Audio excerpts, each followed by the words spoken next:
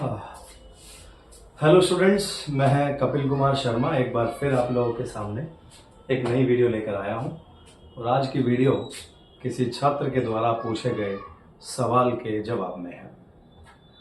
मैंने कल भी आप लोगों को बताया था कि एक छात्र ने मुझसे कर्क रेखा के बारे में एक सवाल किया था कि कर्क रेखा भैया क्या होती है। चूँकि मैं लैटिट्यूड और लॉन्गिट्यूड पढ़ा रहा था, उस समय कर्क रेखा का जिक्र आया था उसमें, लेकिन कर्क रेखा के विषय में हम लोगों ने विस्तार से नहीं बताया था। उस बच्चे ने वो वीडियो देखी होगी और उस वीडियो को देखकर उसने ये शब्द आकर मुझसे पूछा कि कर्क रेखा क्या होती है। तो कर्क रेखा से जुड़े हुए बहुत ही सिंपल जो जवाब हैं वो मैंने आज अपनी वीडियो में इस छोटे से बोर्ड पर उतारने की कोशिश की है। बहुत सारे छात्र इस कर्क रेखा के विषय में पहले से जानते हैं और जो नहीं जानते वो आज इस वीडियो के द्वारा कुछ जानकारी प्राप्त कर सकते हैं। कर्क रेखा को हम लोग ट्रॉपिक ऑफ कैंसर कहते हैं। इंग्लिश का वर्जन है ट्रॉपिक ऑफ कैंसर, कर्क रेखा। मैंने कुछ दिन पहले जब मैं आपको लैटिट्यूड पढ़ा रहा था, अक्षांश या रेखा पढ़ा रहा था, उस समय मैंने बताया था कि पृथ्वी के बिल्कुल बीचों बीच एक भूमध्य रेखा होती है जो पृथ्वी को दो बराबर भागों में बांटती है। उत्तर वाले भाग को हम लोग उत्तरी गोलार्ध कहते हैं, जबकि दक्षिण की ओर के आधे भाग को हम लोग दक्षिणी गोलार्ध कहते हैं। तो जो भूमध्य रेखा है वो भी एक काल्पनिक रेखा है। और अगर मैं कर्क रेखा की बात करूं तो कर्क रेखा भूमध्य रेखा से उत्तर की ओर, ऊपर की ओर उत्तरी गोलार्ध में भूमध्य रेखा के समानांतर ही खींची गई एक रेखा है। भूमध्य रेखा से ऊपर, जैसे अगर आप एक छोटा सा गोला यहां बनाएं, इस छोटे से गोले के बिल्कुल बीचों बीच ये भूमध्य रेखा है और भूमध्य रेखा के ऊपर की तरफ यहां ये कर्क रेखा,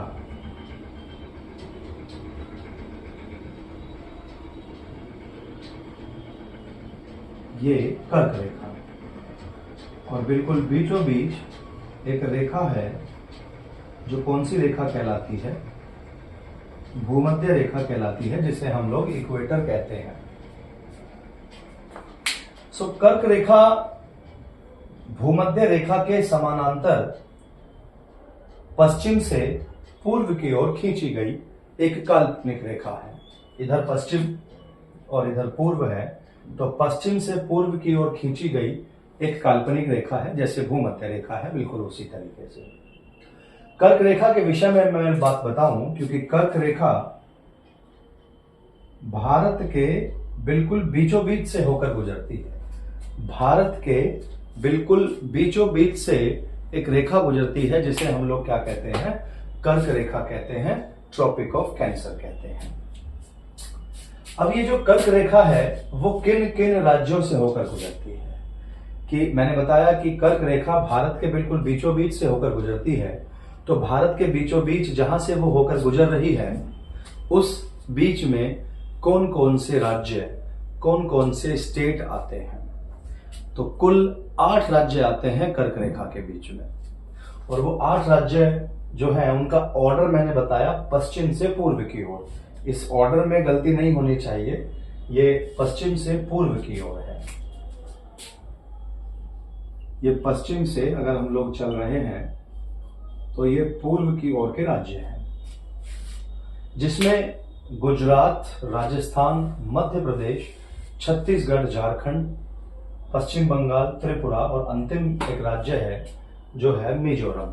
वैसे जरूरी नहीं है कि कर्क रेखा केवल इन्हीं राज्यों से होकर गुजरती है, क्योंकि पृथ्वी के पश्चिम से पूर्व की ओर गुजरती है तो भारत से पहले जो अन्य देश है वहां से भी, और भारत के बाद के जो देश हैं वहां से भी। अगर मैं पृथ्वी को इमेजिन करके बात करूं तो भारत से अगर वो मिजोरम से आगे की तरफ बढ़ेगी तो किसी दूसरी कंट्री में एंटर होगी या किसी दूसरे स्थान पर चली जाएगी। यह एक काल्पनिक रेखा है, मैं बारंबार आपको बता रहा हूं। तो ये कुल 8 राज्य हैं। इन 8 राज्यों में से कर्क रेखा होकर गुजरती है। कर्क रेखा की जो कुल लंबाई है वो 3214 किलोमीटर है, लेकिन कुल लंबाई केवल भारत के अंदर, मैं प्रॉपर पृथ्वी की बात नहीं कर रहा हूं, भारत के अंदर पश्चिम से पूर्व की ओर जो कर्क रेखा की कुल लंबाई है इंडिया में, वो कुल कितनी है? 3214 किलोमीटर है। ध्यान दीजिएगा, 3214 किलोमीटर कर्क रेखा की लंबाई पश्चिम से पूर्व की ओर, लेकिन भारत के अंदर। और इस कर्क रेखा की जो लंबाई है वो सबसे ज्यादा जो लंबाई है वो मध्य प्रदेश में है। ध्यान दीजिएगा, सबसे ज्यादा मध्य प्रदेश से होकर गुजरती है। इसकी लंबाई सबसे ज्यादा कौन से राज्य में है? मध्य प्रदेश में है। मध्य प्रदेश में ये जो कर्क रेखा है ये उज्जैन शहर से निकलती है, और जयपुर के राजा थे एक, उन्होंने उज्जैन में एक शोधशाला बनवाई थी जिसमें हिंदू पंचांग की गणना उसी शोधशाला से की जाती है। वहां समय की गणना और ज्योतिषी अपना कार्य वहीं से करते हैं। तो मध्य प्रदेश में इसकी लंबाई सर्वाधिक है। अगर मैं इंडिया में बात करूं तो इंडिया में एक नदी है माही नदी या महानदी। यह महानदी इस कर्क रेखा को 2 बार काटती है। जैसे कहीं से कर्क रेखा जा रही है तो महानदी इसको एक बार यहां काट रही है और एक बार दूसरी जगह काट रही है। तो महानदी कर्क रेखा को 2 बार काटती है, इसलिए मैंने लिखा महानदी 2 बार। अगर मैं सूर्य की स्थिति को बात करूं, चूंकि 21 जून में ऐसा माना जाता है कि जो दिन है वो सबसे अधिक गर्म होता है, और इसको कर्क रेखा इसलिए भी कहते हैं क्योंकि इसकी स्थिति कर्क राशि में होती है, इसलिए इसको कर्क रेखा कहते हैं। तो 21 जून में सूर्य दोपहर के समय इस कर्क रेखा के बिल्कुल लंबवत होता है, और लंबवत होने के कारण जिन जिन राज्यों में यह रेखा है वहां उन राज्यों में मौसम के अनुसार जो दिन है वो सबसे अधिक गर्म होता है।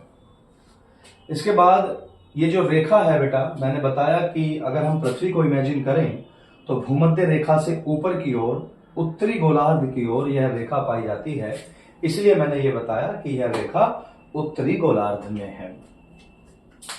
अगर मैं कर्क रेखा की बात कर रहा हूं, ये विशेषकर मैंने जो कर्क रेखा के बारे में आपको बताया है, कर्क रेखा की तरह ही ये उत्तरी गोलार्ध में है, तो कर्क रेखा की तरह ही भूमध्य रेखा के नीचे की ओर अर्थात दक्षिणी गोलार्ध की ओर एक रेखा और होती है जिसे हम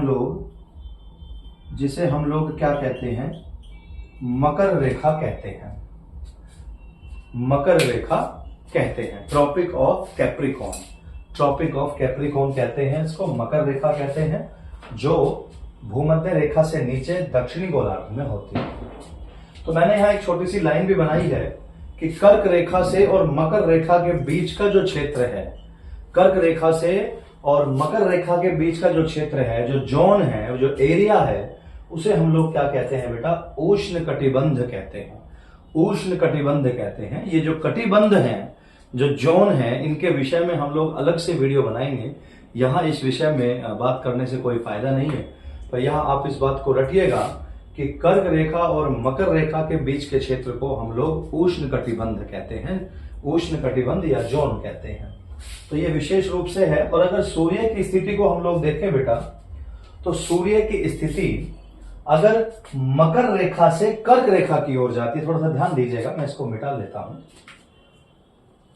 थोड़ा सा आसानी से समझ में आएगा। अब कुछ चीजें तो ऐसी हैं कि वीडियो बनाते वक्त बीच बीच में ही याद आती हैं। तो सूर्य की स्थिति से कर्क और मकर रेखा के बीच की बात अगर हम लोग करें, तो अगर सूर्य की स्थिति मकर रेखा से कर्क रेखा की ओर जाती है तो इस स्थिति को हम लोग सूर्य का उत्तरायण कहते हैं। क्या कहते हैं? उत्तरायण कहते हैं।